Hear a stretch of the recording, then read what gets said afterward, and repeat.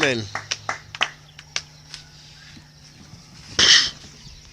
Nous remercions Dieu pour un moment où et nous remercions encore ses serviteurs pour le privilège de recevoir le souci par la bango de sorte que tu es se retrouver au son abino. Comme on dit que la chair est chère, lorsque tu vois que une personne te cède encore la chair, c'est qu'il a beaucoup plus de considération par rapport à toi et par rapport à ce que tu vas donner au peuple de Dieu. Alors pour cette considération, et on te peut se merci pour l'opportunité, formation, et nous remercions encore le peuple de Dieu.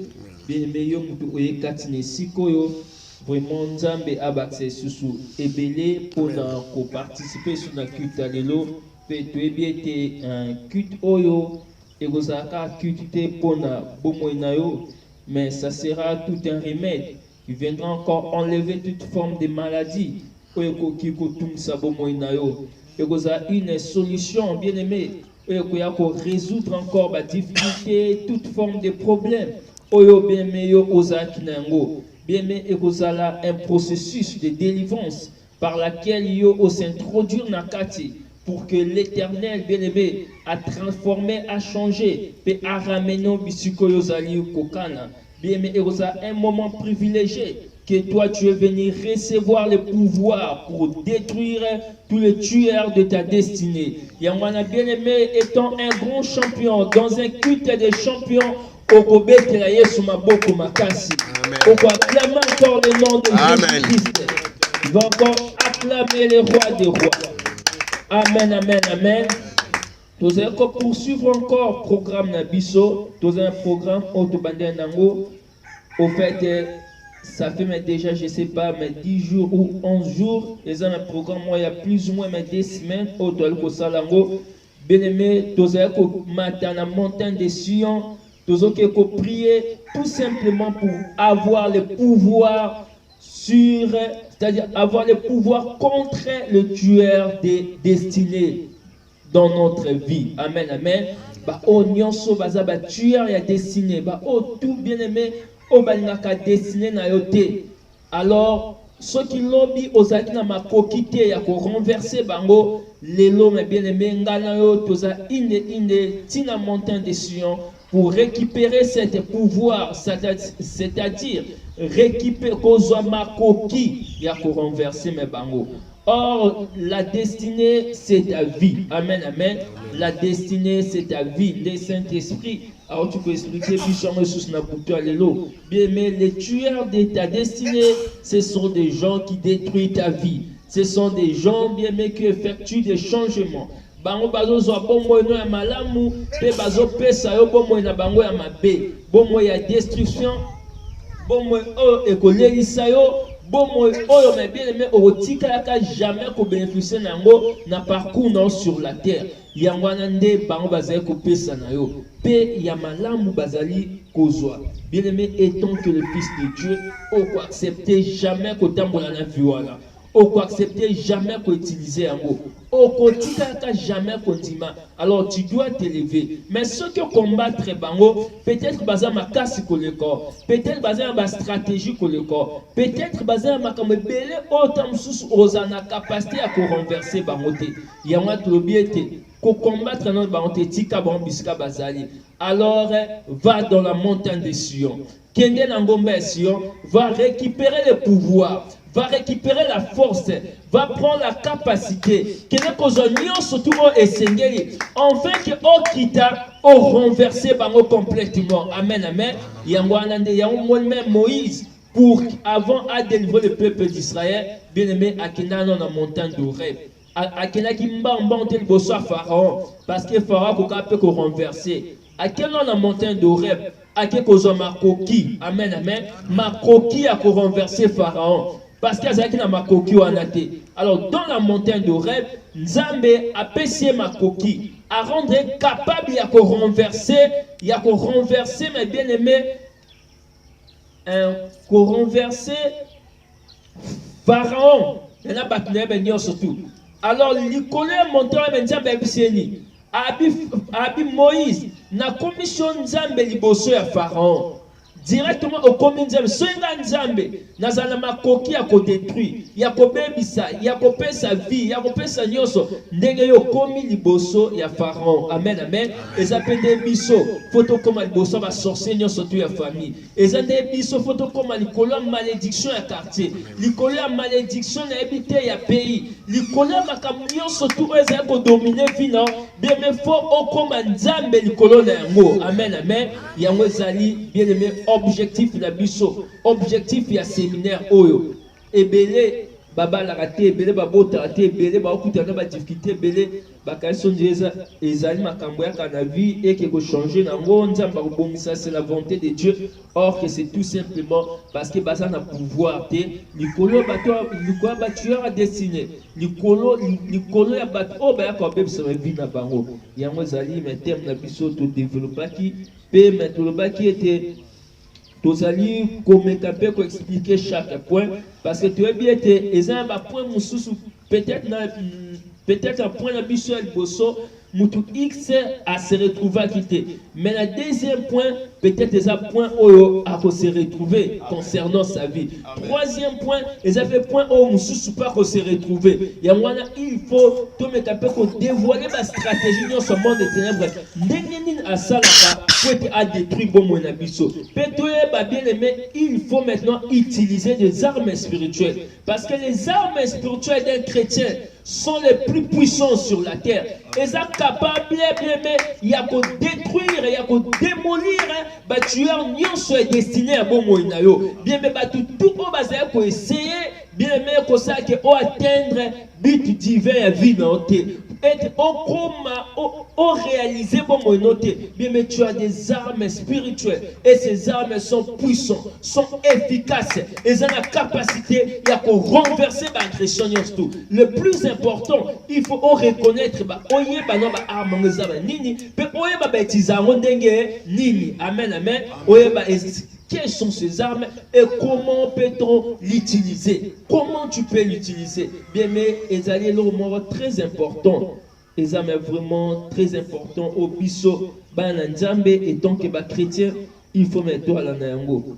Tu aller encore pour poursuivre ni na biso mais l'obito par là qui n'a point moko bien mais le monde des ténèbres pour notre destinée, pour notre longola, mais destin pour changer en haut. Balongola mutuana na kati ya ajido nzambe. Mais l'autre peut mettre par là qui me bien la méchanceté familiale. Donc ça dit ba kotaka na kati ya libota. Bien mais avant que ba attaquer bino bien ba détruire destiné na bino, ba rendre bino ndenge ba bazoli nga bokoma. Bien mais ceux qui basaye koluka ba kota memba momwe bali kokokate ba meki ba kokate ba otala na famille na bino. Nani autre koki ko utiliser enfin que tout déstabiliser libotana. Enfin que to yiba ma destiné à mutu X. Nani oyo to ko utiliser. Bien aimé na kati na bino ba luka me mutu azali esprit faible. To pe me mutu oyo facilement ba koki ozoye. Bâtir sémence na bango ba comme ko travailler na ye pe ba comme ko détruire ba vie à bato. Yangwana et tant que les enfants de Dieu ne to pas hier, to bi que nous devons toujours prier. Il faut toujours tout sembler. On remarque même Jésus-Christ mutasa ke mabe ba meno konae. Et mutate kakai. On remarque même na kati Bible Joseph bande connaît propre mutubate kakie. David aussi pas Absalom a dit quoi moi na oyemoko aboti ye mutu a renversé que abotla ki ebokonzi. Bien aimé, le monde des ténèbres basaka betude bazoluka ba moyen na ba stratégie nino bakosa pour que ba renverser mes destinées non. Bien aimé ba okemusika te. Ba kokota pe na famille l'un des moyens où ils ont permis ba renverser destinées non ezali kokota na kati ya libota na yo. Mais tu dois prier pour ta famille. Il faut opérer ça comme moto na libota na yo. En fait, le monde est en bas côté. Parce que ceux qui va reçu côté na famille, bien mais on est comme plus difficile pour nous longuement. Et comme ça passe parce que la famille, on travaille avec beaucoup de facilité. Parce que dans la famille, il y a la confiance. Dans la famille, la confiance existe. Or que na kati ya confiance wana bango bazo profiter la confiance pour pesa bango pe bazo déstabiliser bino complètement. Amen. Amen. Amen. Yango wana bien aimé, et tant que les enfants de Dieu, bien aimé, la Bible nous recommande d'être toujours vigilant. Cause toujours vigilant. Faut être vigilant. Na vie pas na yo. Faut être vigilant. Na makambo na yo tout. En fait, bien aimé, on va bénéficier de la protection, de la sécurité proprement dit. Amen, amen. Amen. Et on voit là, mais l'autre doit nous payer pour poursuivre. Pour poursuivre les sous-sous. Programme de l'ISO. Alors, ce qu'on doit nous parler sur le Saint-Esprit. Amen, amen. Sur l'action du Saint-Esprit sur notre imagination. Les autres faire partie de la point d'ambition.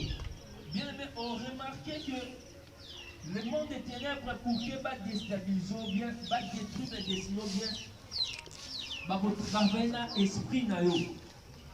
Parce que la carte est un moutou. Nous avons un corps, nous avons une âme, nous avons un esprit.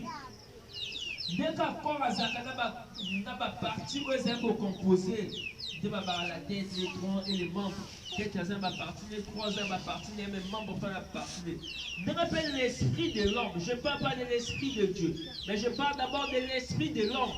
Je rappelle l'esprit de l'homme, bien aimé, à la partie naïe. Alors, les parties qui composent l'esprit de l'homme, et ça pour la pensée. Amen, amen. Les pensées, ce sont des parties qui composent l'esprit de l'homme. Nous avons encore l'imagination. Nous avons la réflexion. Nous avons la connaissance. On a la conscience. On a, c'est-à-dire, les manions surtout.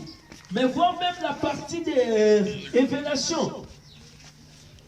Les manions surtout les immatériels. Mais on sait qu'à la force de la personne, il y a moins déjà parties où ils ont composé l'esprit de l'homme. La sagesse, ce sont des parties qui composent l'esprit de l'homme. Et c'est les parties que le diable attaque. Avant Satan a renversé des destinés des combats spirituels. Et ça a la partie wana. Et ça des bisika oyo combat spirituel est fandi. Ceux qui ont négligé l'aspect wana. Bien, le monde des ténèbres a renversé dans des mots qu'on comprend. A va dessiner facilement. Parce que avant mon toi ça même tu m'avais faut à penser à mot. Il faut à imaginer mot. Abandon son mécanicien à ma et maintenant monter manaé. Bien, à travers notre conscience, à travers la conscience de l'homme. Ndebe mutu azaka la capacité ya kosala makambo minene ya poser acte bien, mais on comprendre que le monde est en train de déstabiliser conscience ya batu au moins que mutu aza inconscient. Or que lorsque mutu alongwe n'était pas conscience a comme une étape ya inconscience il va que mutu ana a koti ba bonne étape ya destruction.